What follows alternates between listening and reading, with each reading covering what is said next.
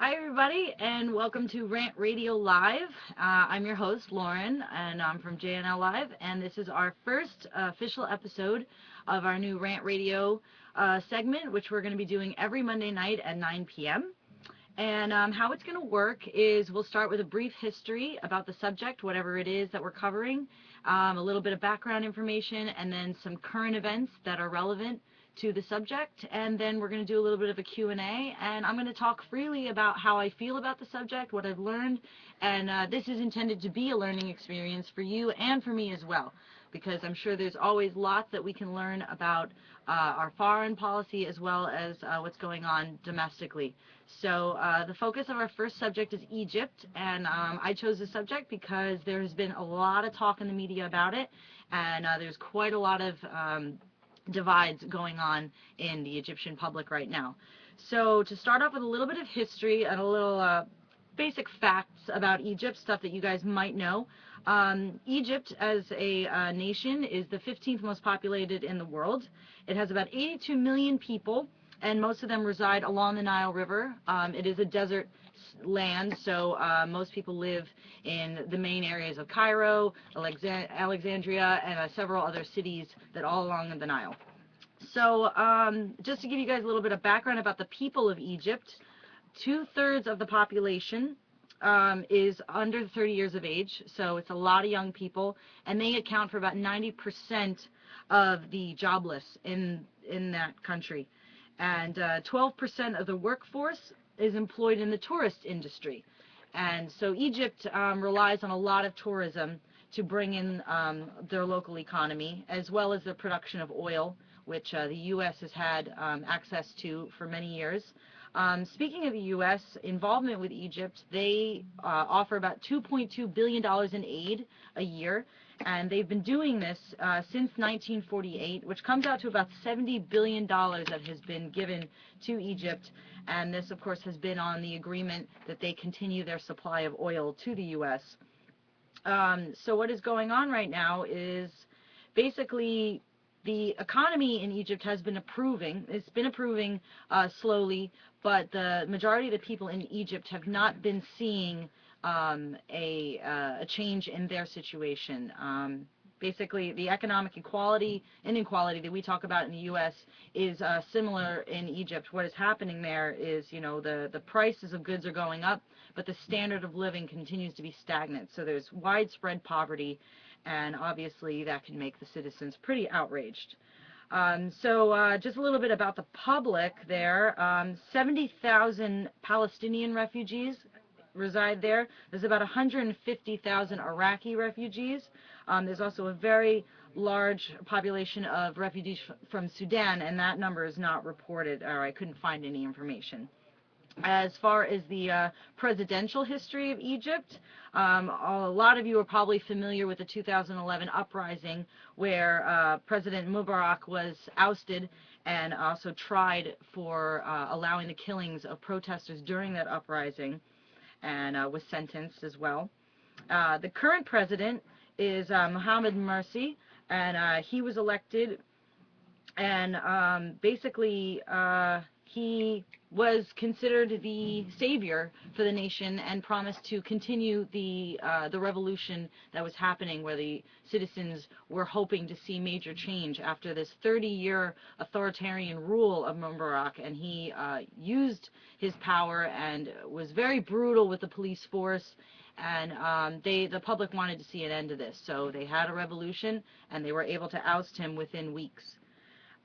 So the current issues going on right now is that most recently Morsi has declared himself above the law of the courts, and the courts went on strike in protest of this.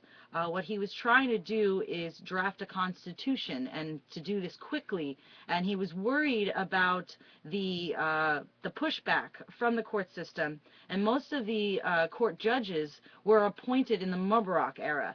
So we're starting to see where this conflict happens, where you have one group that was from the Mubarak era, where you still have a lot of these people in play, and you have the new government, which is basically they have a parliament system, and they have a higher level of parliament and a lower level of parliament, and then there's an assembly which is helping to draft the Constitution. So the courts went on strike because they felt that the president was overstepping his boundaries in an attempt to rush the drafting of a constitution that is considered ill-worded, it's not all-inclusive, and it's not going through a consensus process, which of course we support consensus, and that's what we have been fighting for as well, is to have everyone's voices be heard and included and have all freedoms be represented, and that's the meaning of democracy. But in Egypt, the majority of the population is Islamic. It's ruled by the Muslim religion, which, if you know anything about Islam, they have a more restrictive culture, and there's certain freedoms that they don't necessarily identify with that most Americans take for granted. So, you know, there's not as much equality for women, and speaking out against an oppressive religion is considered blasphemy. So there are blasphemy laws in place in Egypt, and there has been an emergency state of law which has been going on since the late 70s, and that is basically like the equivalent to martial law here in the U.S. So the majority of support for Morsi includes the Muslim Brotherhood, which is led by the lower house of parliament. And this is a group that has roots back to the British rule, which did have control of Egypt for quite a long time. So there is quite a bit of controversy over the fact that the Muslim Brotherhood is the backer of the current president and what the true intentions are in that aspect. So our involvement as the U.S. in this is that we have an interest in Egypt because of their oil, and they are also a big player in the Middle East countries. The president of Egypt is currently walking on eggshells, you could say. He understands the conflict with Israel. They want to remain peace with Israel. However, as they grow to deal with the economic strifes that are still going on, and the people of Egypt are struggling to survive, they are working out all the political kinks of oh, Jesus Christ. And our stream goes down. We got to knock on the door, so we have to pause for just a moment. Yeah. Okay. We are currently taping this live from Storefront, and we actually just had a meeting with the Suffolk Peace Network. So we do have some people coming in and out, so I apologize for the interruption. But it gives me a chance to look at my notes really quick. And so I hope you guys are getting all this information, and I hope I'm not going too fast for you. And I hope that it's not too overwhelming. I have been absorbing this information myself, and trying to wrap it all into a context for myself. So I have a couple things about this draft constitution, which is a little bit more flavored towards the Islamic attitudes that are kind of the majority in the country right now. So the new constitution does forbid blasphemy, which has very big repercussions. You can be sentenced to death, and it includes insults to any person, which I don't quite know how they enforce that, and just how gray of an area that can become. It doesn't explicitly uphold women's rights, so there's definitely issues with that, and a lot of the liberal activists that are fighting for better rights in Egypt obviously have problems with that. And again, because there are so many different religious groups in Egypt, besides the majority of Islam, you also have atheists, you have Christians, and you have activists that are trying to push for more human rights being represented through their constitution. There is some civilian oversight of the military, and of course Egypt has been ruled by a military regime for some time. So what's going on right now is there are some articles that have been coming out because of this court strike. And just so you guys can understand, I'm going to just go through the divide a little bit again, is the court judges were appointed by Mubarak, and they were attempting to scale back the Islamic dominance in the country. And so the strike by the Supreme Constitutional Court they oppose the rushing of this constitution, and they are not going to resume until there is some kind of resolve to this decree, which the president claims is only temporary. And the last time that Egypt had a strike like this was in 1919, when the judges joined an uprising against the British colonial rule. So you can see a little bit of the history there. So what's been going on with the protests? There have been protests on both sides. 200,000 protesters came out to Cairo University in support of what Morsi is trying to do, and they are for the Constitution. However, there is a separate protest that has been going on at Tahrir Square, where there has been an indefinite sit-in, and this is in protest of their feelings that their voice is not being heard, and that this Constitution does not represent everyone in the country, which I'm sure we can all relate to when we feel that our rulers have their own agendas and they are not representing the people. So these voices all want to be heard. And you know, at this point, I sympathize with where the Egyptian people are at. I think that what it comes down to is that the Egyptian people are struggling just to survive. So whether we want to get into the politics of the situation or not, the fact that America funds $2.2 billion to a nation and the people are still starving and jobless and homeless and are struggling with the fact that they thought they had a revolution, and now they are seeing more of the same signs that they might actually be reverting backwards and facing more of an authoritarian rule versus somebody who's supportive of declaring true democracy and establishing a constitution that is more progressive. So you know, these are old time fights, because the idea of Islam, there are certain restrictions in their religion and their view of women and their view of people speaking out against what they feel is a religion that doesn't represent them, or that dictates a type of society over them that they don't feel allows them the types of freedoms that we take for granted. So there's, you know, it's getting really bad there, and I feel terrible that this political conflict continues to wreak havoc on the people, the physical people that are struggling to live. I don't understand why a country that is experiencing economic growth is not giving that back to the people. And that's what my rant is about, is the fact that the U.S. has an interest in Egypt's oil, but they don't have an interest in really establishing democracy for the people and declaring that justice must be served, and whether or not it means ousting the president again, it is something that needs to be considered for the well-being of the people, so that they can live and they can have decent lives and live with some sort of dignity. So I don't know if you guys have any questions yet, if there's anything I can give you information-wise. Everybody's doing okay? Let's see, what else can I talk about? Let's see. So the article that I'm looking at, which was part of the top stories that was in Newsday, which is a Long Island local newspaper. They serve the entire Long Island area.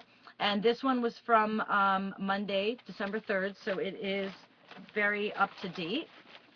And I was going to read a little bit about the article and what is going on there. So there's a quote here, and I'll give you just a little bit of backup about where that quote is coming from. So it says, without a functioning justice system, and this is in regards to the judges who went on strike, which is crippling the court system there. So no one can make any claims, cases are getting clogged up. This is like, you know, us set for New York City, us shutting down 100 Center Street, and you know, you can't sue anybody, you can't get anybody out of jail. This would just really cause major gridlock. So without a functioning justice system, Egypt will be plunged even deeper into turmoil. It has already seen a dramatic surge in crime after the uprising, while state authority is being challenged in many aspects of life, and the courts are burdened by a massive backlog of cases. And this is the quote. The country cannot function for long like this. Something has to give. And this is a quote from Nagad Barre, a private law firm director, and he's also a rights activist there.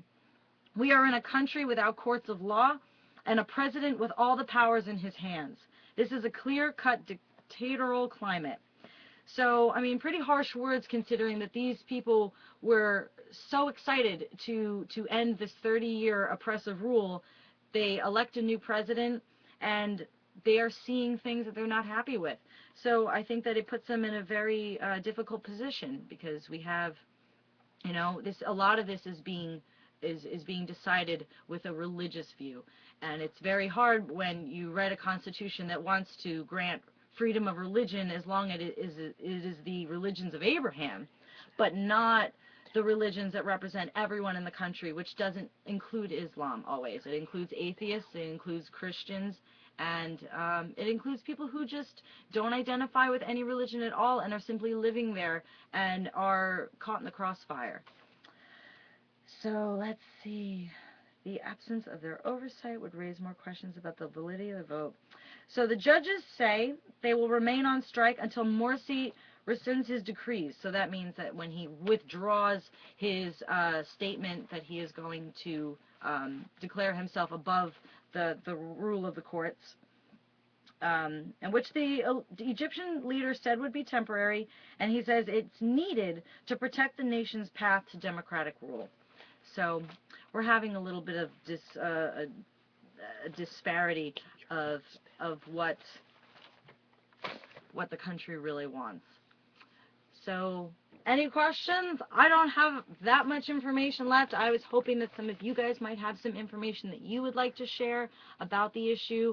Again, a lot of this is new to me, and it's been an amazing experience to learn more about Egypt and to learn about how the U.S. plays into this. And, when 35 to 40% of the Egyptian population makes under $2 a day, I'm starting to feel like something's seriously wrong here, and we're seeing the same trends that happen to us in America, where, a very small group of elite hoard all the wealth, and the majority of the nation that is the backbone and the labor force that fuels and sustains the economy, once again suffering and begging for crumbs. So, this is the kind of thing that we're seeing playing out all over the world, and what I want to know is when it's going to stop. When are we going to move past the political bullshit? When are we going to start focusing on the people's needs and start putting an end to the bigger epidemics that we face, like starvation and homelessness, and people having to resort to going out into the streets and potentially getting killed just for trying to have a voice? And that's what Rant Radio is about. It's an opportunity for us to speak freely and to have a voice where sometimes maybe the voice is not being heard. And though I know we probably don't have any viewers that are from Egypt and probably not from the nation itself, but I'm hoping because we're mirrored on Global Rev that maybe we're reaching out to others who may be able to see this and spread the message of solidarity that we have with the Egyptian people. And we just want to see peace, and that's what it's about. It's about peace and mutual aid and restoring a sense of dignity to everyone on this earth, because at the end of the day, whether you identify with Islam, whether you identify with Christianity, or whether you're an atheist, an anarchist, whatever you call yourself, we are all human in the end, and we all deserve the same human rights and the same opportunities that everyone dreams about and everybody fights for. So that's my rant, and if there's no questions coming through the stream, well, thank you guys so much. This was our first episode of Rant Radio, and I hope you guys learned some stuff. And please send us some feedback if there's anything that I, of course, can improve on. This will be a learning experience as well, having a little radio segment. And going forward, definitely send us your ideas for topics. I will let you know that we are considering our next topic for the following episode next week being about the fiscal cliff, and the strange, ambiguous word that has swept over the media since the election wrapped up. And I think that all of us are wondering, what is the fiscal cliff, really? And is it something that we should be hiding under our beds about? So we'll be going off about that a little bit next week. I'll be doing my research digging a little bit into the economic history of what has brought us to the fiscal cliff and whether we are actually all a bunch of lemmings about to go over it. So once again, thank you guys for tuning into Rant Radio, and I'm Lauren, and I will see you guys next week. Okay, guys, Hope you all liked our first episode of Rant Radio here at Occupy Storefront on Ronkonkoma, Long Island. It's a community center that was started back in January. It opened in June. There's a lot of good things coming out of here. This is one of the things that Lauren and I came up with. Decided that we would have a weekly Rant Radio live show. This was our first episode, so we're still going to have to work out some of the kinks and people knocking on the door and knocking over the camera and stuff like that. Sorry about that, But guys. next, you can expect improvements from us every week as our show continues, and definitely next week should be a lot better. We are going to lock the door and put a big sign on it. And hopefully we'll get some duct tape so we don't have to tape our phone to the tripod with Scotch tape. Yes. It's just not doing it. Yes, we have the camera taped to a tripod with Scotch tape right now. So we're trying, guys. Yeah. We're trying. We're doing what we can with what we have, which is what we've been doing for the past year and a half, and what people have been doing for a lot longer, and what we're going to continue to do. So with that said, if you're not already, please follow us on Twitter so you can get our live updates about Storefront, about Occupy Sandy Relief and the efforts out here in Long Island, as well as New York City itself. And you can know when our next show is going to be if we come up with any other crazy ideas.